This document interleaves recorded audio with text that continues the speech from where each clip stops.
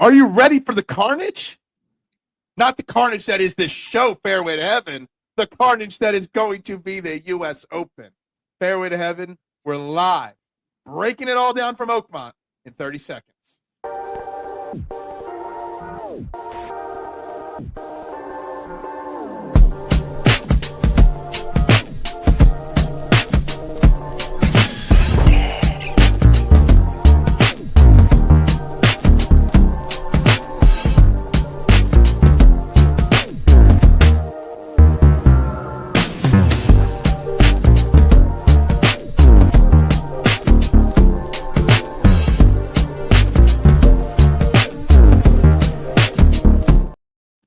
And a very good evening, everybody, and welcome to Fairway to Heaven right here on the STT Sports Network.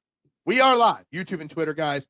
Wherever you're watching, please smash that like button and subscribe or follow, depending on where you are watching. I greatly appreciate it. But if you're on Twitter, go ahead and watch. You can comment on Twitter, but if you don't mind, head on over to this STT Sports Network YouTube page. You can find that in the bio of the page or bio of the Twitter page there. There's a link. Go ahead and subscribe there. I would greatly, greatly appreciate it. Guys, like and share and subscribe. It's literally the only free thing you will do today. There's nothing else. All your bets, all your lineups will cost you money. Supporting this show will not cost you a thing. We also got a poll going here on the YouTube page. If you want to vote, what will be the winning score of the U.S. Open? 8 under or better, -4 to -7, -1 to -3, or even or over par, which we are going to get into this because there's a lot of golfers that think this might be an even or over par event this week, guys. I'm Phil Stifle. We got Jason Sullivan. We got Steven Fuentes. Guys, what's up? It's Carnage Week, and it's going to be major, major carnage, Jason. You know it, dude. It's just the lineups are going to be half your lineups are going to be shot by the time Thursday's half over. So it's such a fun tournament to watch. Like DFS aside, this is just a great tournament to watch every year. Steven, I saw something yesterday or today. Rank your 4 favorite majors. And I always put the Masters as number 1, but I always put U.S. Open number 2 because it's the only golf tournament that you're guaranteed to see elite golfers look like you and me on the golf course. And that's what you want, right? You want these guys to look like, oh, okay, this is why you're good. Because even in these tough conditions, it takes one shot, for us to be all like, whoa, did you see that out of the rough? Like that's what we're all looking and to be on our edge of the seat for that one shot. So yeah, no, Masters, US Open, shoot. I might even put then I'll go Open. I might even put a little asterisk for the players above the PGA Championship sort of deal. No. Without the live golfers on the PGA Tour or playing in the Players Championship, I can't put that. But I agree. It's the Open number 3. One day. One day. PGA is 4th, in my opinion. Jason, this is Oakmont. We haven't seen a U.S. Open here since 2016, won by Dustin Johnson at 5 under par. There are quite a few guys in the field this week that were playing, some as amateurs, some not, in the field in 2016. All we've heard all week is about the rough, 5-inch thick rough, balls disappearing into a black hole if you miss the fairway. So tell us about Oakmont and what the golfers are going to be experiencing this week. I think first and foremost, I think we all saw the videos yesterday of like the synchronized mowing of the rough yesterday. That was hilarious. I'm like, there's not a system. It didn't help at all. That's really the system. Like we have a bunch of push mowers and like 20 guys. Just seemed crazy to me. But yeah, I mean, on a side note, I saw a new video today, and I don't know which golfer it was. A golfer walking through Oakmont, and they put like the Field of Dreams cornfield at Oakmont, and the golfers were walking through it and disappearing like the baseball players would in Field of Dreams. So that's what they're going with, right? It's going to be tough, though. Like you said, Oakwood CC, 7,372 yards, par 70. You're going to have the Poana greens. So this is like one of the weirdest courses on tour because there's 1 million bunkers, 168 bunkers, 0 water hazards, no trees, which is very unique, obviously. It's all about the rough. Obviously, we've all talked about it. We've all heard about it. Like, how hard is this course going to play? Well, depends all about the bunkers in the rough, really. 156 players in this event. Top 60 in ties are going to make the cut. Huge key right there. Yeah. A couple fun facts about this tournament. First of all, Bryson's the defending champ coming into this week. Bryson has never successfully defended a crown in his golf career. That's one little tidbit. And then the other one is 12 of the last 16 U.S. Open winners first-time major winners. Wow. Which is weird. Wow. Steven, what are your thoughts so far initially here on Oakmont and all the fun storylines that are circulating around? It's definitely fun to see. Like Jason was saying, the synchronized. I was laughing at some of the comments. Some of the people who were like, "Are there even blades on them? Are they just like doing this just to do it?" Just to But leave the fence. yeah. No, I mean, you're going to get penalized for good shots here, and that's how this the whole placement is going to be set up this way. For that, par is good, so bogey free, bogey avoidance. Even some of the things I was looking at was double bogey avoidance. Absolutely, because that's that. And the greens, putting. These guys are going to have such a small target on these big ass greens, so it's gonna be fun to watch. And it's like everything is kind of led up to this week. I'm glad the RBC was kind of boring because it kind of just boom right into this week. Yeah, shout out to Ryan Fox and Jason for hitting that, when I could have cashed out Sam Burns, but I chose not to, and Sam Burns killed me. Here's another little fun factoid, because you're obviously talking about, bogey avoidance, Steven, and I think double bogey avoidance is as important, if not more important, than bogey avoidance this week. When Dustin Johnson won here in 2016, he did not lead the field in birdies made. He led the field in the least amount of bogeys and the least amount of double bogeys. He only made 5 bogeys and 1 double bogey on his way to winning this event. So saving bogey is a great score. I mean, we got a par 3 that's measured 290 to 300 yards out there, where we got Colin Morikawa. Colin Morikawa pulling out a driver. I don't know if it was Patrick Cantlay or Xander was talking today about the strategy on that par 3, where you got to decide to go for it or lay up. We're literally talking about laying up on par 3s today, this week. It's going to be tough. I mean, there's no like you said, and you both said, really. I mean, just avoiding the big numbers. Par's great this week, so we want to see. Rashad actually tries to qualify for. Like, that's the difference between Rashad's game and Steven, Jason, and I's game. I ain't trying. I saw the Justin Thomas post today where he thinks they should get some amateur players to play Oakmont with U.S. Open standards. I'm like, dude. He's like, oh, you'd have to understand it'd be a 6-hour round. I'm like, for me to play Oakmont on Monday would probably be at a minimum an 8-hour round. Yeah, easy. Oh my gosh. At least. Especially if you're walking it even longer. God.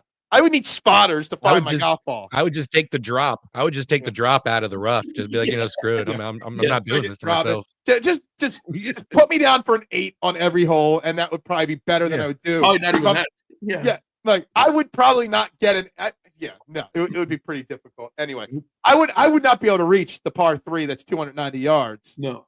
With my driver. I don't hit the driver that far, not even close. So it would be a par 4 easily for me. We're going to talk about a lot of different things with the players here in a second. But there's obviously a lot of narratives going on this week. Obviously, you got Bryson defending his crown, Xander trying to get back, Scottie finally winning the PGA, something other than the Masters. But you got Rory. And we got to start the show today talking about Rory McIlroy, because obviously Rory McIlroy won his Masters championship finally. He obviously struggled mightily last week at the RBC, but it was before the RBC when he spoke to the media, talking about why he didn't speak to the media at the PGA Championship. And he said a lot of very interesting things in his interview, and I want to get your thoughts on it, guys. But obviously the biggest thing where he talked about how he's having a hard time putting in the grind now that he finally won the Masters. Jason, we'll start with you. Do you believe that? Do you think he's actually trouble putting in the grind? Are you fully fading him because of his comments? Or do you think once he got to Oakmont and another major championship this week, he flips a switch and gets remotivated again? I'm going to fully fade this question to Steve because I think he's got a better answer to me than all right, Steven, let's go with Steve. Let's go with Steven's answer then. I just think that he's done what he signed up to do, right? When it comes to the game of golf, that since before he was 18 years old, before he was actually able to make decisions of his own, he's been doing this. And this is what his dream was, right? not what did we just rank? The Masters, right? Number 1 on our majors, right? He had every single one of them but that. If I was able to complete that, I'm going on vacation. I'm not even going to play a tournament for a little bit. So for him to still come out here and play in some tournaments post the Masters, to give the media still his time and everything, for his name to be the one name that was leaked, it's got to be a slap in the face. It's got to be the last straw for him. And so what more does he have to prove to the PGA, to us? Like, why not go take a check and go play and live? I know you texted all of us about that. That was what I was looking for. Yeah, yeah. I get it. And look, I love how he tried to say in it, look, I was protecting the PGA Tour. I was protecting the USGA. I was protecting Scottie Scheffler by not going up there in a frustrated mode and saying something stupid that I would later regret. And honestly, I kind of feel like that part of the conversation showed a great deal of maturity from Rory McIlroy. He's in a weird spot too. Like we were all kind of talking about, like it seems like he's damned if he does and damned if he doesn't. He's like one of these guys that like everything he does gets second guessed. The PGA Tour made him basically the scapegoat and then backed over him about 12 different times. Like it's like, dude, I stood up for you and you basically just told me, you basically just flipped me off and said, screw you pretty much. We're still going to merge even though you didn't take the money. It's like I never really thought about Steve's point until he texted that, and then I can't stop thinking about it since then. I feel like it makes perfect sense. I mean, stick it to the PGA Tour, who has no problem sticking it to you, and also get paid before they merge, which that would almost force the hand, I think that – I know we've said that a few different times. I thought Rahm would be the answer to that question, like who would force the merge, but Rory would ultimately be that guy. All the guys that went to live in the initial stage, like the John Rahm, the Bryson, etc., they all missed the PGA Tour. But I think the guys that stayed on the PGA Tour now going to live, hold on, I don't think they would miss the PGA Tour. Like if Rory went to, like Rory's not going to like this week might be Phil Mickelson's last U.S. Open. You know what I mean? Well, we'll get into that in a second. Because a lot of these guys that have fallen down the rankings and stuff like that, they're not going to qualify for majors anymore. Rory, having just won the Masters at his age, he's never not going to play in it. But going to live isn't going to affect him one bit at this point. So it makes sense what you're saying. It totally does. I just worry about him saying it's tough to get motivated to play golf right now. It really is. And we'll get into ownership and the numbers and stuff like that in a minute. It's hard to fade him, but it's also very hard to play him when he just 2 weeks ago said that. And then he goes out and misses the cut by like 400 strokes at the RBC, which I think he was paid to go to the RBC. Like it wasn't part of his, regular schedule. He gets paid by them to go up there to Canada. And I know he missed the cut and I know it was bad. I don't know if it was as bad as we think it was. I mean, he did have a quad on one hole, and then his second round snowballed after that quad. So I don't think it was as bad as we think. But how can you be confident in a guy like Rory McIlroy in this loaded field, with it being Oakmont, which is going to be carnage anyway, a guy that can't mentally get himself prepared? Well, it's funny because he has such a good track record at U.S. Opens. Like, he's made for Phenomenal. U.S. Opens. But I agree with you. Everything you said is true. It's like, especially for 12-4. It's not like this is a guy that is $10,000 and we're like, there might be a little bit of question marks. Like if a guy's 12-4, you need him to come out in top 5, no doubt top 5, probably top 3 and play really well. And it's just like, at this point, like, I think last week was blown a little bit out of proportion. I think he took his foot off the gas. He realized he started off a little bit slow and then he decided that he was out. Just coast. So I'm not putting a ton into last week, but I just think in general, he just hasn't looked the same. And then making that comment, basically saying like, yeah, I kind of don't really care anymore. I don't know how you play him. I kind of feel like he just needs to take some time off from, like, whether it's going to live or not, like, just take some time off. Yeah. You know what I mean? Like, I know you can't really. I mean, he can, but he can't because, he's in the FedEx Cup top 10 and a lot of money. I almost feel like Rory needs to take a major break at this point. Like a long, extended major break. And I was just getting ready to say to you, and you brought it up. It's kind of hard for him too because of where he's at in the standings. He kind of hurt himself by winning, Yeah. the two events previously to the Masters, and so now it's like I didn't even think about that. A break would be, I mean, great for him right now. Mhm. Just What do you get guys- away from it all. What do you guys think? Okay, if season ended today, who's the player of the year? Rory or Scottie? Why didn't you throw Straka's name into the equation there? Straka. If it ends if today, this was it's got to be Sunday- Rory. Rory's This the player was of the year. Sunday, and Sepp is holding up that U.S. Open trophy, which should be Sepp. No, it's got. I think Scottie. Yeah, I think Scottie. I tend to lean towards Rory at this point with the 3 wins. Jason, I think it's Rory to me too. I think it's not by much. So I think one more Scottie big win. I think Scottie overtakes him. Yeah. I think they're neck and neck. absolutely. All right, so let's start breaking down the field this week. Obviously, we know you got to be able to hit the ball far, but you got to be able to hit it extremely straight. We've seen, if you look at the names that contended at Oakmont in 16, a lot of short hitters, okay?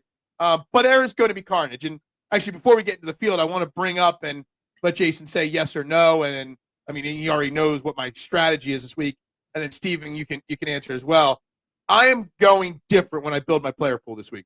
I am stretching my player pool super thin this week. Like I think I'm at 27 or what did I tell you, 27 or 28 names, Jason? I've done 20 lineups so far. I got 27 names. I try to keep that 18 to 20. I don't want to have too many golfers over 5 clicks this week. So that if one guy misses the cut, it doesn't destroy my entire week. I don't have, you look at the top of the board, Scottie, Rory, Bryson. I got 4 guys over 10K in my player pool right now because I want to keep myself as flexible with all this happening this week. Steven, I know Jason doesn't like it. He doesn't hate it. He doesn't like it. He's kind of torn on it. What do you think of that strategy this week? I like it. Because that's, I mean, realistically, what you're going to get for your value in these is there's only a few guys who are really going to win this. And then the rest of it is really putt makers is what you're looking for. And then what? Who's going to be top 10, top 20 to get you your value? So, I mean, you're going to have to pick from, you said you got 4 of the what? Top 10, top 10, yeah, the 10K guys. Yeah, and there's what, 1, 2, 3, 4, 5, 6. So no, I mean, I want to throw another little tidbit that I read out there because we're going to talk a lot about some of these guys like Scottie and their chalkiness and stuff like that this week. In the last 3 years, I wrote this down. Now the top 11 owned people, and I don't know what event what they pulled this from. Top 11 in GPPs ownership wise. Last year, all of them made the cut. The winner was in that group too, and 6 of the top 11 guys ownership finished in the top 15. In 2023, 22 and 23, nobody won with the high ownership, but 6 of the top 15 in 23 made the top 15, and 6 made the top 10 in 2022. So chalk is actually important this week because most of the chalk are the guys that at the very least make it through the cut, and at least half the chalk finishes in the top 10 or 15 every single year. Which is weird because that's like exactly the opposite of what we're programmed to do in this. Exactly. And that's why when I looked at ownership, I tried to spread out my usage of my pivots, spread out my usage of certain guys that won't contend. But those guys in that 18 to 22% range, I loaded up on all of them. I think that's the key, though. I think it's deciding, like we always talk about this, not all chalk is bad chalk. But I think there is going to be some really bad chalk this week, too. So do you play the bad chalk at the top of the board, the bottom of the board, the whole board? Well, let's start then. We've got 5 guys, 10K and above. Scottie Scheffler, 14.4. Love that price. Rory, 12.4. Bryson, way underpriced at 11. Xander, 10.4. And John Rahm at 10.2. Who John Rahm, I know on the tip chart, is the most tipped golfer, most bet golfer in those charts right now, which I kind of think is crazy. Yeah, me too. Jason, we'll start with you. Top of the board, do you play Scottie or do you not play Scottie? I'm not, just because of the price. I feel you want to play Scottie. Obviously, everybody knows they want to play Scottie. I just think with his Okay, his putting's been a lot better. We know this, right? Mm-hmm. But I feel like you're going to have to be an elite putter to win this week, and I don't think he's that. So while I do want to play him, I just think 14-4 is too rich, and I think, like you said, Bryson is underpriced, way underpriced. The fact that there's a $3,400 increase in price from Bryson to Scottie is insane. I mean, I kind of feel like it's disrespectful to Bryson. It is, but I also worry then too. Like, does Bryson get to like 45, 50% before it's all said and done? Right now, Bryson's at 33.5, or Scottie's at 40.5. There's about a 5% difference right now, but it's climbing. Now, I will say, I'll make the argument against Bryson over Scottie. Bryson hasn't been great with his irons this year. Right. Okay. And you're going to have to be pristine with those irons on these greens. You're going to have to be pristine with your irons to get out of the rough. Now, Bryson's strong enough to get out of the rough. Bryson's strong enough, and creative enough for it. But I kind of feel like there's enough value in the 6 and 5K range. Like, I got 5K guys, 3 5K guys on my board right now. 5 guys in the 6K range. I've used Bryson and Scottie in lineups, but I kind of feel like Scottie's the safer play if you're going to go to somebody 30 or 40%. Steven?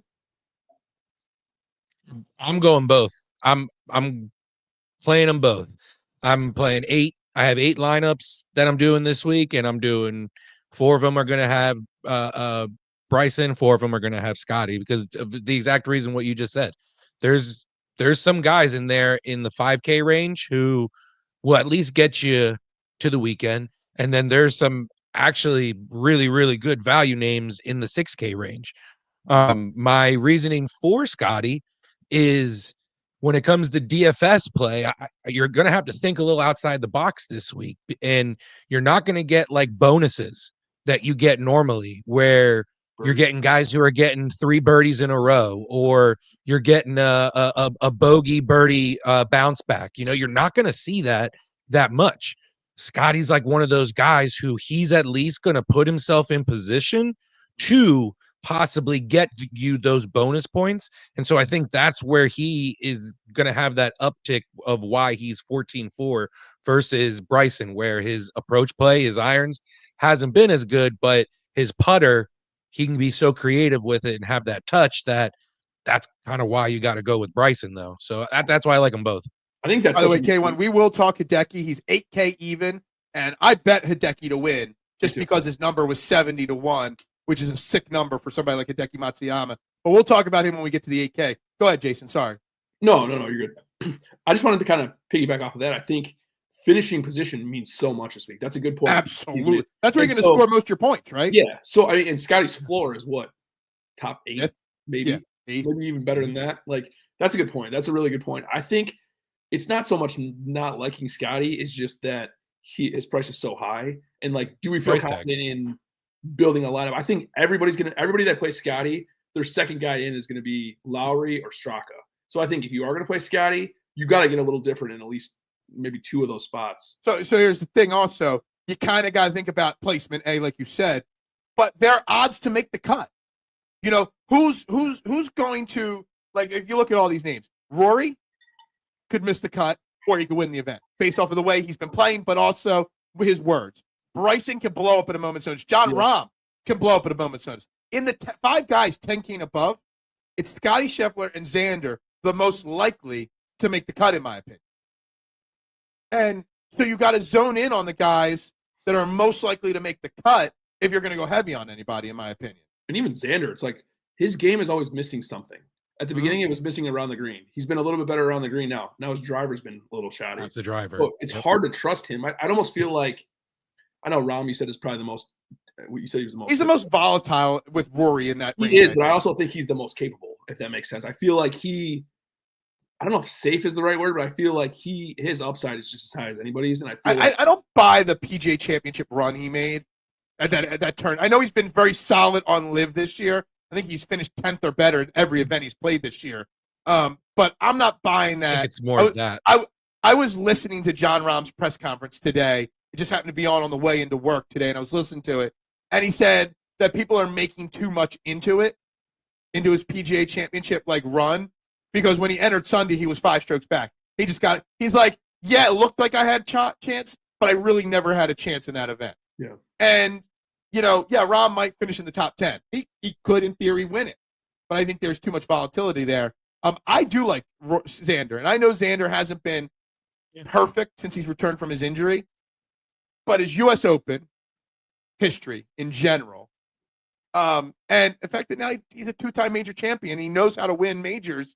I like Xander this week a lot. He was my first bet I made this week, was Xander Schauffele. I think he's not my most clicked guy, but he's one of the few guys I've clicked more than 5 times this week, is Xander Schauffele. I do truly think that he's going to be, come Sunday, in that top 10 with a chance to win it. I think, too, with Xander and Rahm, I think it's maybe, they don't have the upside that Bryson has or that Scottie has, but I think you're talking $4,000. I mean, Rahm is $4,200 cheaper than Scottie. That's insane. Like that's such a big price difference, and rightfully so, probably. But I mean, it's just hard to wrap your mind around him being $4,000 more expensive than Rahm. All right, let's get into the 9K almost a whole range. Golfer. Yeah, exactly. As crazy as that 10K range is, there's only 4 names in the 9K range. Yeah, which I think is kind of crazy that they made the 9K range so tiny. It's got Colin Morikawa, who's a very popular player this week, Ludwig Oberg, who I think is a little overpriced, Patrick Cantlay, and JT. I'm still hoping JT texts me and says I could go play Oakmont on Monday morning from that thing, because I did respond, and within 5 minutes I had like 3,000 impressions because his post had so many. So out of those 4 names, I'm playing 2 of them. Jason, who are you playing in that range? Only Cantlay, probably. Okay. I think why is that? I think Cantlay's the love Cantlay. No, I don't. I actually hate Cantlay. Is the funny part. I played him 2 weeks in a row, though. I just think that first of all, his U.S. Open track record is awesome. He's been so good in U.S. Opens. I just feel like if he's going to win in a tournament, he's not going to win in a birdie fest. He's going to win on a tougher course like this. I think the greens being so similar to like fast bent really makes me like Cantlay a lot too. And I just feel like he's the perfect second guy in a lineup. I feel like his price is good, and I feel like he's a guy that has like top 5 upside with only being 9,200. So Cantlay's my favorite. He's my top clicked guy, by the way, this week in lineups at 7, which is crazy because having my top clicked guy only get 7 clicks is insane. But everything you said about him is perfect. Steven, it sounds like you're on Cantlay as well, right? No. Okay. I'm really not. I'm not a big Cantlay guy. Like I am all in on the reasons why, Jason. You're not going to get a lot of birdies. Yeah. That's his sort of course. But who I like this week is Oberg. He looks like the guy who we said was going to win majors. The last few rounds, I would say, not last few events or tournaments, but I would say rounds. T16 at the Memorial, bogey-free final round, and then the weekend at the Canadian Open. He looked really, really well. And I just think that for how the form he's in and what you need on this course, I actually like his price. Because he's usually in the 10K. So to see him in the 9K like this, I actually have some lineups of Scottie and then Ludwig in it. Oh, well. See, the thing with Oberg, the first thing when I did my model this week and I prioritized double bogey avoidance, he's 132nd in the field over the last 36 rounds in double bogey avoidance. So he makes a lot of double bogey. So he blows up a lot. Keith's saying Oberg has par 3 concerns. My concern is the blow-ups, period, Keith.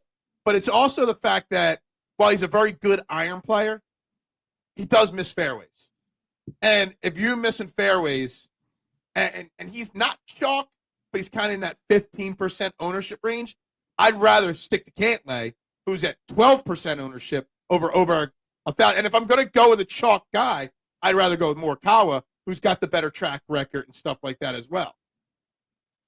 I just feel like the upside of both Cantlay and Oberg, I think, is actually higher than Morikawa this week. I know Morikawa's he's been really good in U.S. Opens, and I agree with that for sure. But both of those guys, like fast bent type greens, is good for Oberg and Cantlay. So I like Cantlay's Oberg is one of those guys that I feel like his upside is higher than anybody else in this range. But we've also seen him struggle too, and I agree with Steve that like he's shown flashes of being that old Oberg again. So I'm thinking about him. We haven't mentioned it, and he's got literally like, is there any thought in your minds to pivot to 4% own Justin Thomas at 9K? Because it didn't even cross my mind. And Justin Thomas, by all accounts, has had a solid season this year. He's got a win on his card. I mean, he missed the cut Birdie at the Fest. PGA. But, I mean, like, nobody out there in the world he's putting great this year. Most of the time good around the green. Nobody in on Justin Thomas because I'm not. But I see that ownership percentage, and I kind of make myself think that I should dabble with a little Justin Thomas just on that alone. I think it's the exact opposite kind of course that he fits. Like Steve brought up a good point of Birdie Fest. Like he's a Birdie Fest guy, and on a course where Grinder. you have to be good off the tee and you have to be good on the greens. And he's not. He sprays it off the tee, and he's a better putter. Let's just go back. I think it was his last PGA Championship win. It was a grinder event. I mean, I think he was like 2 or 3 strokes back.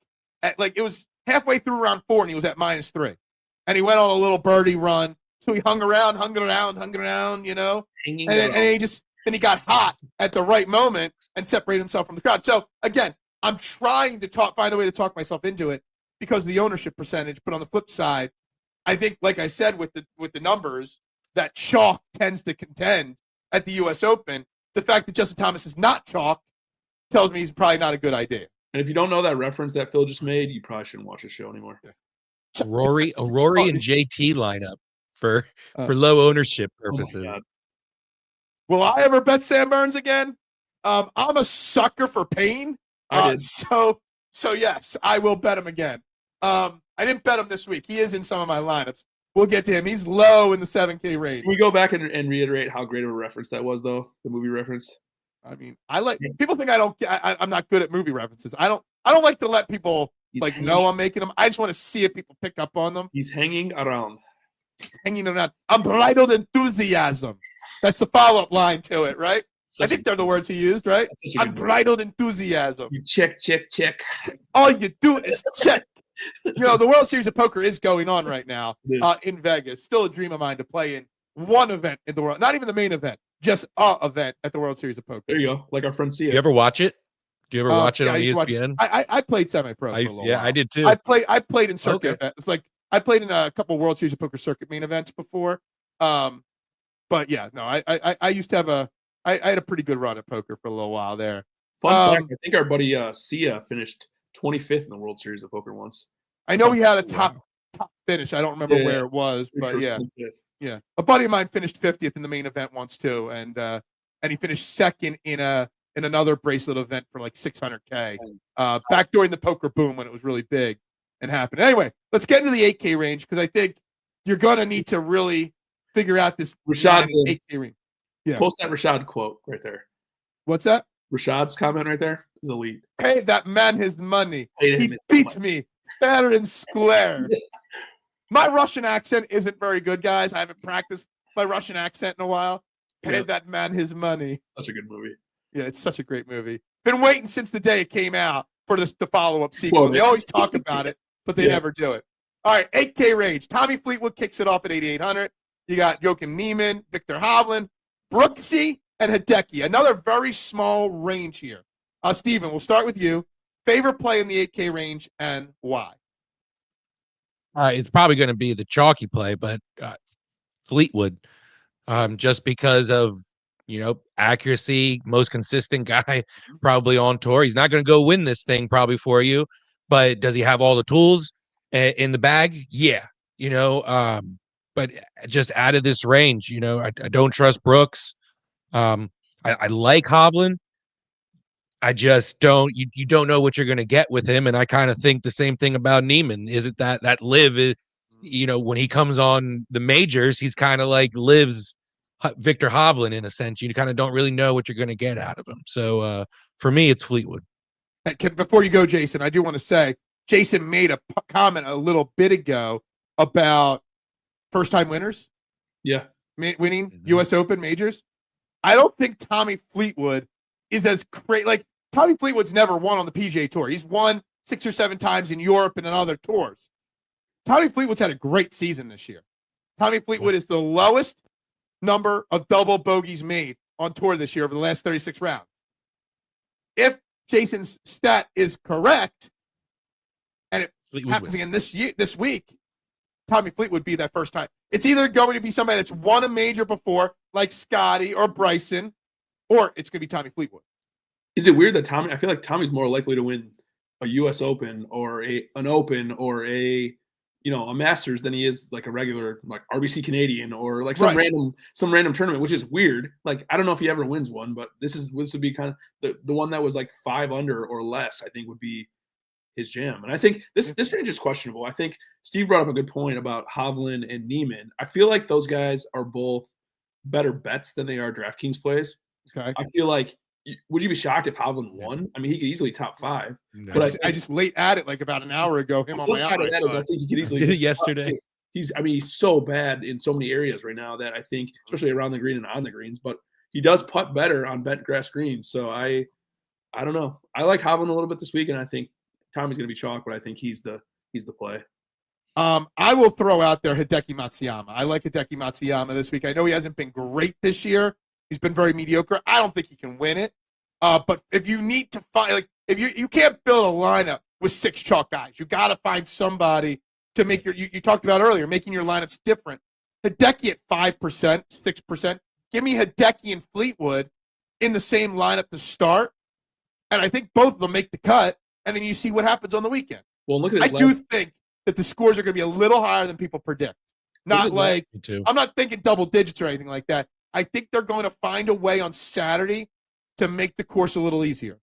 Look at his last 5 U.S. Opens, too. 6, T32, 4, T26, T17. Like, he's shown upside. Do I think he can win? No, I agree with you. But I think that, especially at, what is he like? Would you say 5%? I mean, that's 5-6%. He was 70-1 to win the event. Especially when you're talking about if you're starting with Scottie, and we were talking earlier about like the easy way to go is Scottie and then Lowry or Straka. Maybe you go Scottie and then Hideki. You go Scottie and Hideki, it still leaves you with 6,900. Yeah. You pull one mid 6K guy, and then the rest of your lineups in the 7Ks. Yeah. Fleetwood's first round will determine his success. Poor first round record. That's very fair, and that's very true. And I haven't looked at the tee times or the matchups or who's paired together or anything. But I mean, I think Fleetwood in a grind out. There's more things that could shock me this week than Tommy Fleetwood winning. Yeah. I mean, I don't think it would be the most shocking thing there is. I do like Victor Hovland as well, just a little bit. Just a little dabble in Victor Hovland this week, but I agree, better chance at winning versus anything else. How about Brooks Koepka, guys? Anybody like Brooks Koepka this week? I mean, I'm over Brooks Koepka in majors. I think his last little run there, he's done, and his last 4 or 5 majors have not been that good. But just like JT, nobody's talking about Brooksy, and he's at 3.5% ownership projections right now. 5-time major winner. Nobody cares. Nobody cares about it. I mean, there's a reason. He's missed the cut twice this year. So since his win at the PGA Championship, his major record is 17, 64, 45, 26, 26, 43, missed cut. So progressively getting worse since he won his last major. It's a pass for me. I will it's not the Rory JT. He's like Rory. He's the 8K Rory and JT of the range. So, but worse. Worse, yeah. So the crazy thing is with the 14K and the 5K ranges, there's very small 7 through 9Ks. And you get into the 7K range, and there's not even that much in the 7K range. I mean, you start with Shane Lowry at 7,800, and it drops down to Wyndham Clark at 7K, a former U.S. Open champion. Matthew Fitzpatrick, 7,100. Sam Burns, 7,100. There's only like a dozen names, 1, 2, 3, 4, 5, 6, 7, 8, 9. 14, 15 names in the 7K range, Jason. Where would you go to start a lineup in this 7K range? Well, everybody's on the same people, which hurts the cause. I mean, everybody's going to be on Lowry, Straka, Henley, Burns, which is fine. But I think you have to have some. If you're doing 20, 40, 100 lineups, you have to have some of those guys, right? You do for sure. And I think this is going to be a range where we always talk about planting the flag. And even if you want to have more guys, I think maybe this might be a range where you plant the flag on 2, maybe 3. I like Henley this week a lot. I think it's funny because he doesn't play the narrative of the bomber at all, but like he's not going to put himself in trouble either. He's a good iron player. He's going to put himself in the fairway. I think the question mark is always the putting. But if he could putt at all, I think he's got top 10 upside for sure.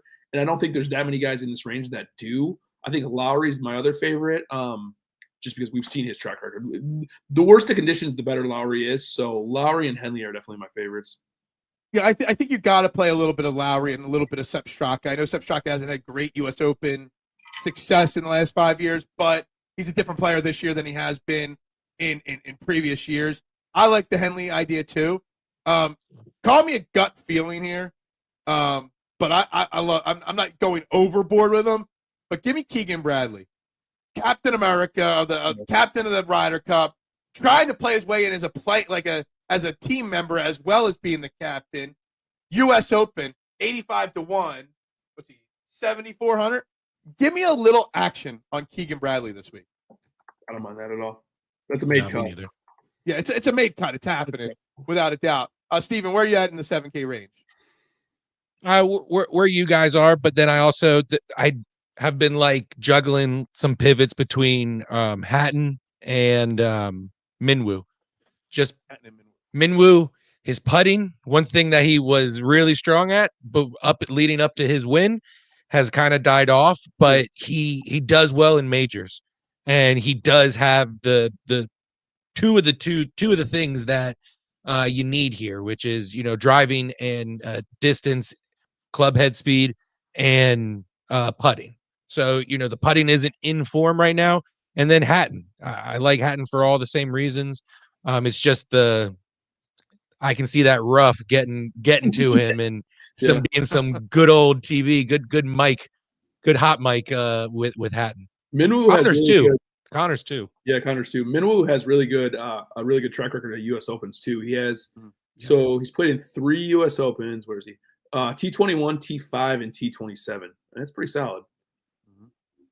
All right. Anybody in on Sam Burns at 7,100? Best putter in the field. Yep. Very accurate driver of the golf ball. Coming off a devastating loss in the playoff against Ryan Fox.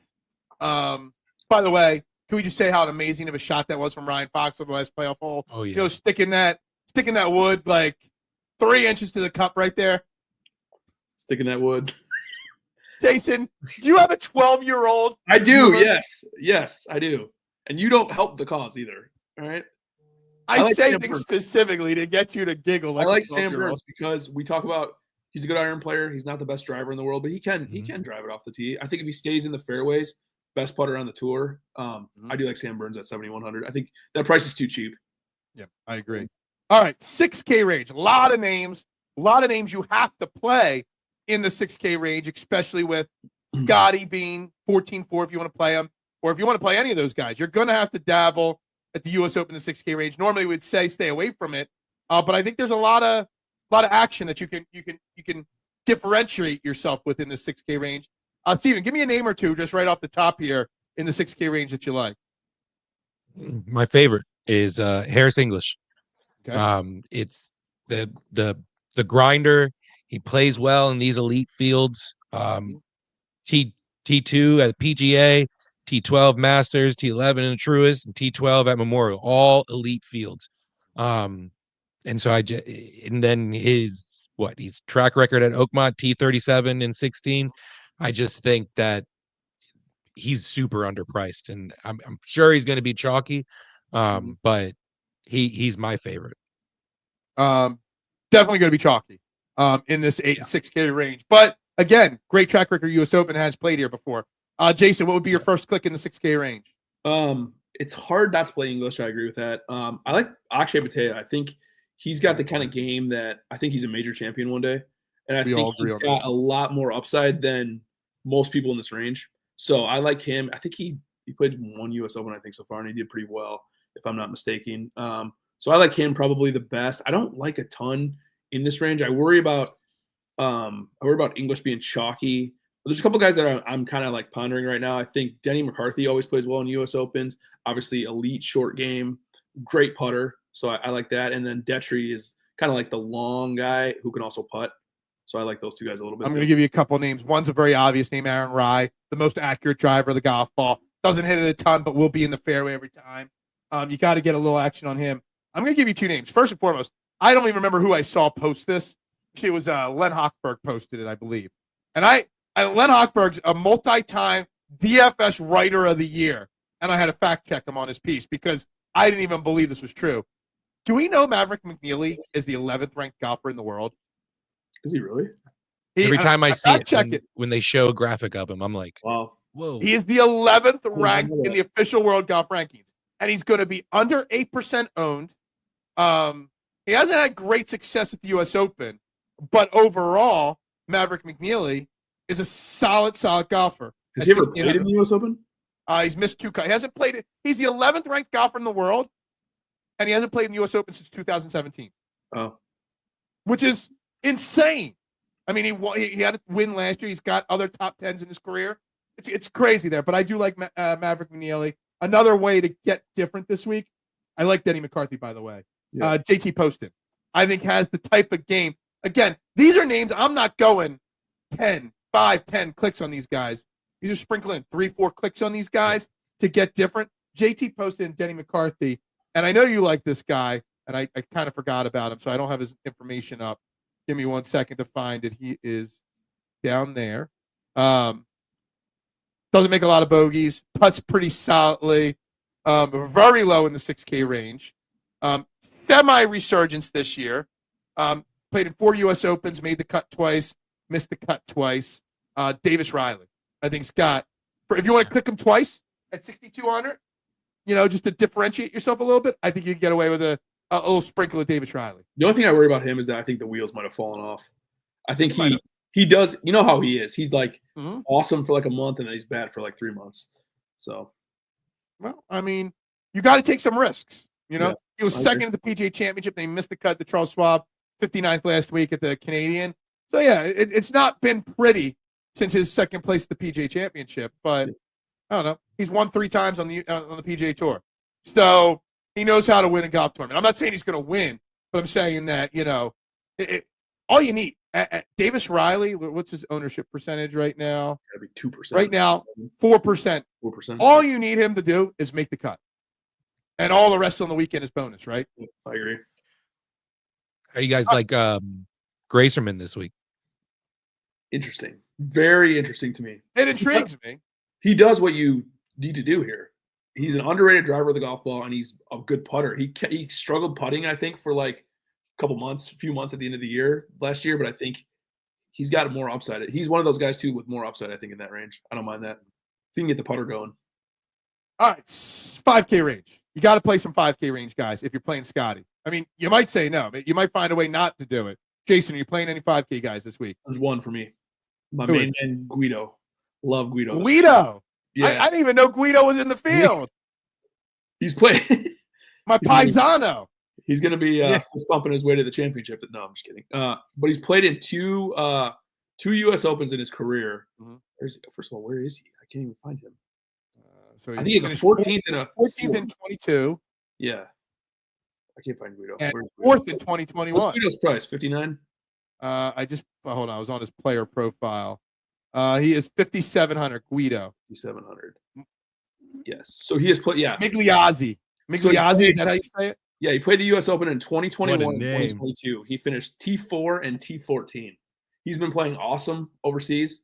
I like him this week. I like him for top 25 upside. 1.5%, 2%. That's my only guy in the 5Ks. That I love hearing just make the cut. This is one event where you could score negative points on the weekend. That's true. That is true. That is very true, and it's a great point.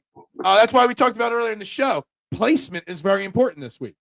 But I Rashad, and I don't know if you agree with this or disagree, I kind of feel like they're going to see carnage on Thursday and Friday. And we're going to see at the end of Friday, the leading score might be -1.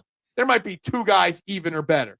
But they're going to want one round of some scoring just to kind of spice it up. And they're going to do something. I don't know what to this course. Easy pin placements.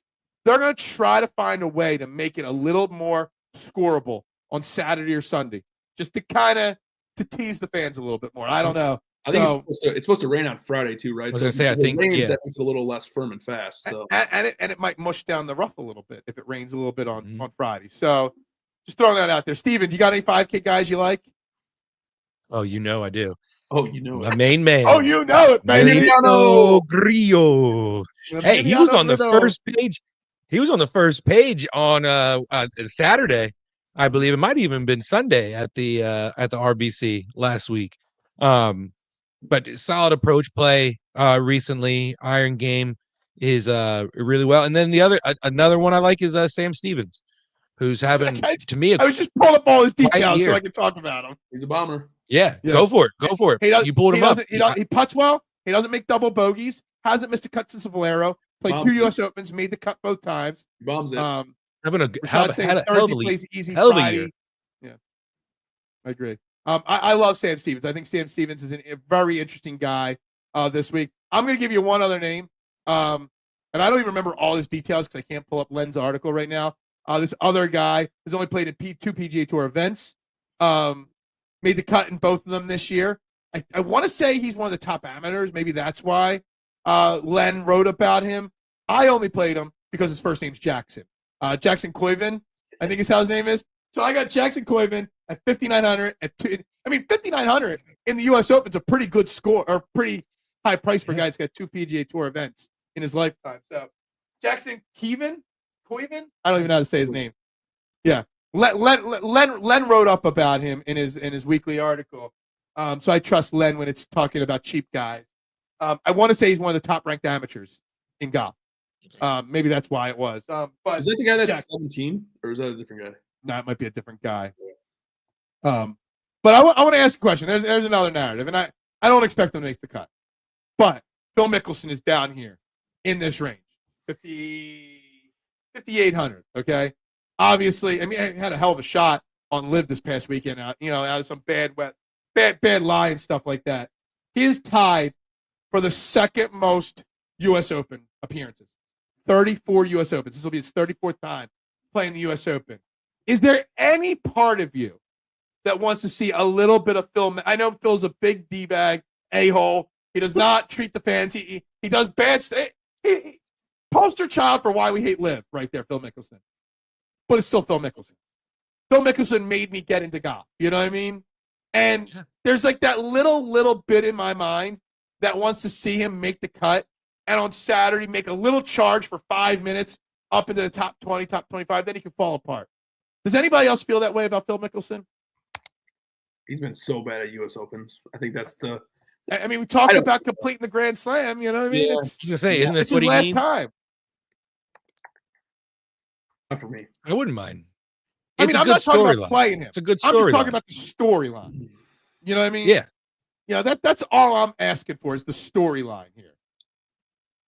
A little segment where it breaks away to Phil, be an actual human being, not being a douchebag, a little interview. Basically. And then he goes back and he double bogeys a hole. Then it'll be all good. I'm a sucker for nostalgia. I really am in all walks of life and sports. And Phil Mickelson having a short little run, that's nostalgic as it can get right there. You don't have Tiger. You got Phil. I don't know. That's just me. Any other names that we missed here, guys, that you want to talk about before we move on segment-wise? No. All right. Well, there's a lot of people have been watching today. Probably one of our highest live YouTube shows in a while. Please, there's only 7 people who hit the like button. We've had 20 people plus watching multiple times on YouTube. If you haven't, please hit the like button and the subscribe button. Would greatly, greatly, greatly appreciate it. If you're watching on Twitter, head on over to the YouTube page as well and subscribe over there. Vote on the poll. 12 votes so far. What's the winning score? Right now, the winning answer right now is even or over par. We haven't talked about that. Real quick, Jason, what do you think the winning score is going to be and why? 5 under. I think Thursday plays a little bit easier than we think, so I think 5 under is my choice. 5 under, okay. I thought you were going to say like -1 or even par. I really did. Steven, where do you think the winner's going to be? I was there earlier in the week, even last week. I was thinking even or 1 under. I think was how the weather could be and how soft the conditions could play. I think they might break the record in the way these guys, a lot of these courses this year we have thought are going to play tough and everything, and these guys go out there. I think they break the course record, 6 under. I'm crazy. I'm going to say it. It's going to be between 8 and 10 under, guys. Wow. Whoa. Yeah. I don't think there's going to be 20 guys under par. I still think there's going to be 5 to 8 guys under par. But like you said, golf's just different nowadays. These guys have so much information, so much knowledge, the ability to shape shots better than anybody else. Somebody, whether it's Xander, whether it's Bryson, whether it's Rory, whether it's Scottie, someone's going to go out there and post a score of 8 under on Sunday, and it's going to be if anybody can beat him or not. Yeah. I loved Phil Hellmuth and Phil Ivey. I loved them. I would have lost a lot of money to both those guys, but I would love to piss Phil Hellmuth off and bluff him or something. All right. So, guys, let's bring up our records and our scores here. Steven with the big win in the DFS contest this week, getting his 4th win. Jason and I are still at 7. Elise and Rashad are the only 2 guests to win. The one and dones still neck and neck right there. Steven's still bringing up the rear in that, but it's getting closer in the one and dones. It's getting there. But Steven, you won. So in our DFS contest this week, you get to pick the betting order or the picking order. It's been so long. Do you even remember how to pick the order? It's been 80. Yeah, I was gonna say it took me a minute. I was so excited. I already had it written down on Monday. No, I'm just kidding. So I'm gonna go first, Jason second, and then Phil third. Giving me my favorite spot, picking third. All right. We need that Titanic meme. It's been 86 years. It's 86. I say Titanic. What's her name? Rose? Is that her name in the Titanic? The biggest movie villain of all time, right there. Sorry. That's okay. I mean, she was. Yeah. She's literally 80-some years old, and she throws away $1 million bracelet while she's thinking of the guy she had a one-night stand with when she's got a husband, kids, and grandkids right there. She could have moved over on the board, or at least rotated on the board so they could have both warmed up. She's the biggest movie villain of all time, Rose. Okay? Just so you know. Just so you know. She deserved to sink on the Titanic, not the other dude, not Leo's character. Or Jack. Exactly. Or Jack. Anyway, Steven, go ahead and kick us off on our DraftKings lineup contest here. All right, I'm going to do it. I'm going to go Scottie. Scottie right off the bat. All right. Too hottie. Jason? I'm gonna go Bryson. Bryson for him. All right, I'm gonna stick to the middle to start here. I'm gonna go balance at first. I'm gonna go Fleetwood, and I'm gonna go Hideki with my first 2. Nice. Fleetwood and Hideki. Okay, I'm gonna go Guido. Paisano right there. All right, give me English and Akshay. Okay. All right, I'm gonna go. Who's your first pick right there? Sorry. English. Okay, gotcha. All right, I'm gonna go Cantlay. All right, I'm going to go Mav McNeely. That's 6,800. And I'm going to go Xander.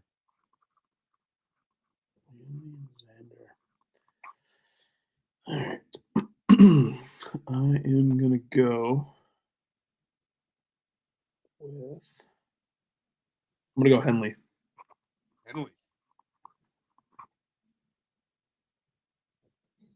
Nice. I am gonna go. Crap.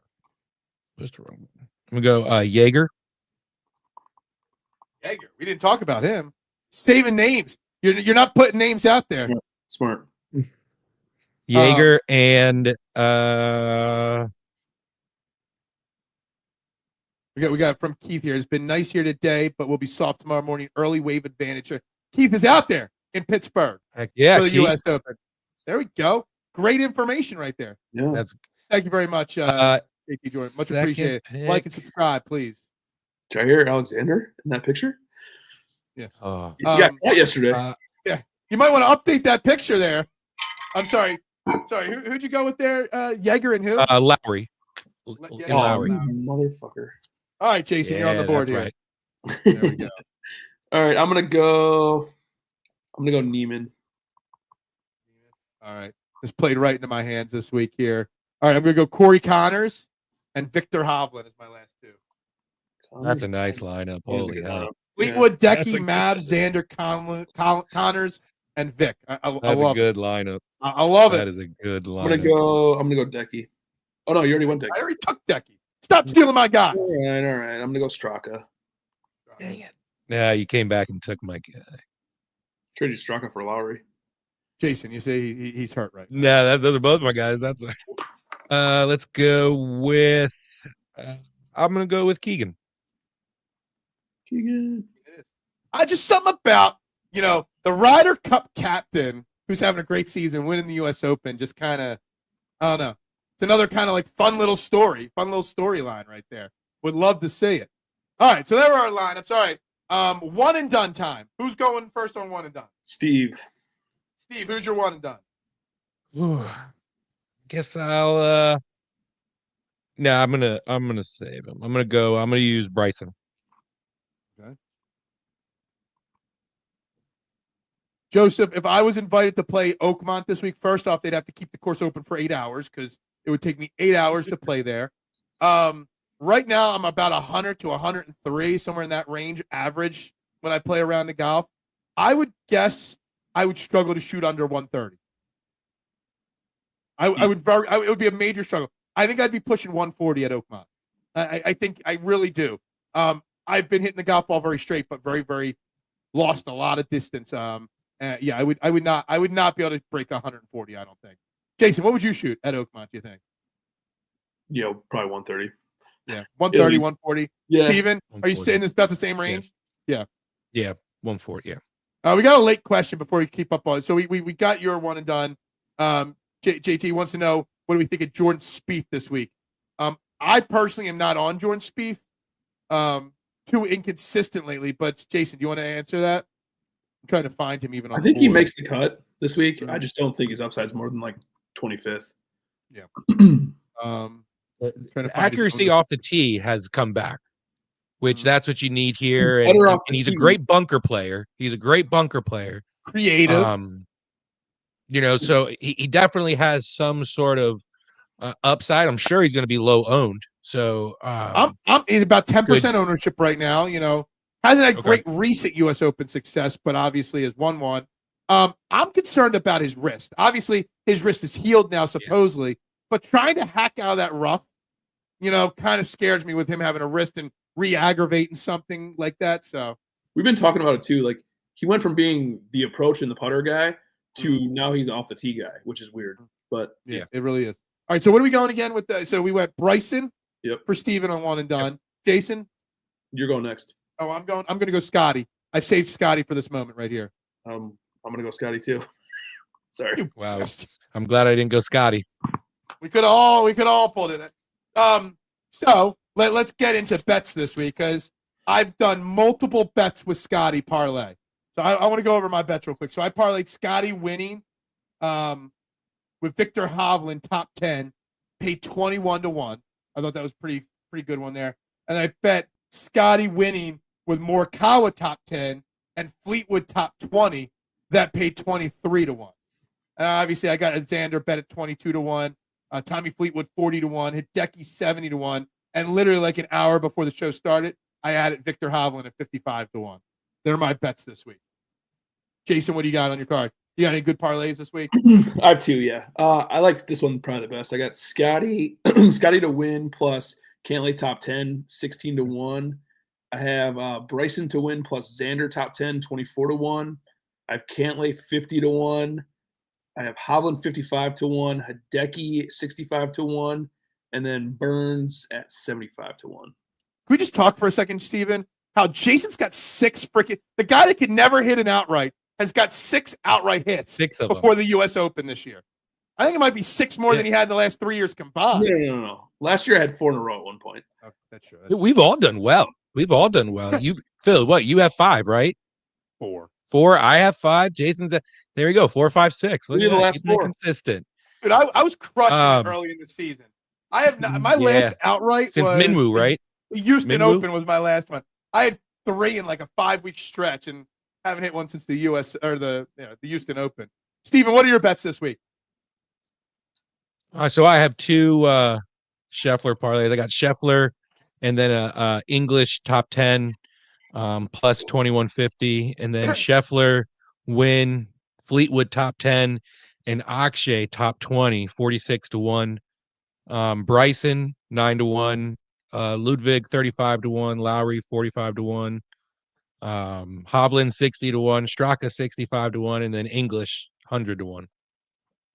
All right, so we got lots of bets. We got a lot of great lines. I'm excited. We're still debating whether I should do or we should do a live stream on Sunday or not. We really haven't talked about that off the air. It is Father's Day too, and I know we got two fantastic fathers right above me here, so they might have some plans. So we don't know if we're going to do a live stream or not.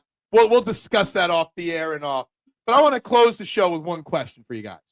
All right, what could happen? Someone either winning or missing the cut or something happening this weekend. What's the thing you think that can happen that would shock people the most? Ooh. I know. I just thought of this question literally while you were talking about your one and dones and bets, guys. So I haven't even had time to prepare this. I think actually might talk about the nostalgic way of Phil Mickelson. Maybe Phil Mickelson finishing in the top 20 would be a major shock. I also think, I know we bet him. I know he's in lineups. I wouldn't be shocked if Scottie Scheffler missed the cut. Oh, they're my two big shockers that could happen. Phil Mickelson top 20 and Scottie Scheffler missing the cut. Damn. Steven or Jason, whoever has an idea. Here we go. Shocking that can happen. It may not be shocking that Rory misses the cut, but maybe it would be shocking if Rory and like Rahm both missed the cut. Like a big live guy and a big PGA guy who everyone's on, everyone's on Rahm and everything like that. But I think you got me thinking now with Scottie. I think there's going to be a name up there who misses the cut that just because of the course, and you're not going to be able to really say much of it, moving forward, because I think the course is what's going to get people. I don't think Rory missing the cut would be a shocker because of his words last week. But I think out of Scottie, Bryson, and Rahm, one of them's missing the cut, without a doubt in my mind. Jason, you got any ideas for shockers this weekend? I have two in the I know you don't like being put on the spot like this. No, I like this. I like this question though. I have two, and they're both in my lineup. So, shoot the boot lock of the week, which I don't know if you guys know what shoot the boot is. I've never heard that. So, but go ahead. You drink a beer out of a boot. Anyways, out of a boot. Sepp Straka misses the cut this week. That's my. That's your chalk missing the cut right there. Yep. And then my other one, miscut, Bryson. Yeah. Something about it, he's just been off. I'm still pissed, and maybe that's why I'm saying Scottie could miss the cut. That they wouldn't let me parlay him win the U.S. Open, the Open, and next year's Masters. DraftKings and Fanatics Sportsbook. Neither of them let me parlay him winning the next three majors. By the way, our poll on YouTube has jumped up. We are now winning the poll right now on YouTube is -1 to -3 as the winning score. I think the shocker would be a -10 winning score. And I think there's a world there you go. where -10 wins this tournament. I don't know why. I know that sounds crazy. And at -10, it's not because someone's going to go and shoot 68, 68, 68, 66. Somebody's going to go out there one of these days and shoot a 64 or 65 and then go like 68 the rest of the way. I really, truly think that there's a chance of that happening. Like you said, Steven. Above 5 under. Above 5 under. Definitely above 5 under. Anyway, guys, we're going to wrap this up. If you haven't already, make sure you hit that like button. Make sure you hit that subscribe button. We've actually gained a couple subscribers today. A lot of people have watched on YouTube and on Twitter today. It's U.S. Open. Of course, everybody's watching. So like, share, subscribe. I would greatly appreciate it. I'll be live tomorrow morning, 8 a.m. with Trending in the AM. Great guest, Jason Ashworth from the Cheap Seats, PHLY's great podcast there, the Cheap Seats. Jason Ashworth, I love the guy. We've interacted a lot, so make sure you tune into that. Talking a lot of Phillies and Eagles, guys, and we'll be back next week recapping all this. And maybe, if you're lucky, we might be live for at least a little bit of a stretch on Sunday talking the U.S. Open, guys. But for Jason Sullivan, for Mr. Steven Fuentes, happy Father's Day to both you guys, by the way. Two fantastic fathers here. If we don't see each other on Sunday, happy Father's Day to both you guys. For those two guys, I'm Phil Stiefel. Everybody have a great weekend and a great week, guys. Bubbles up.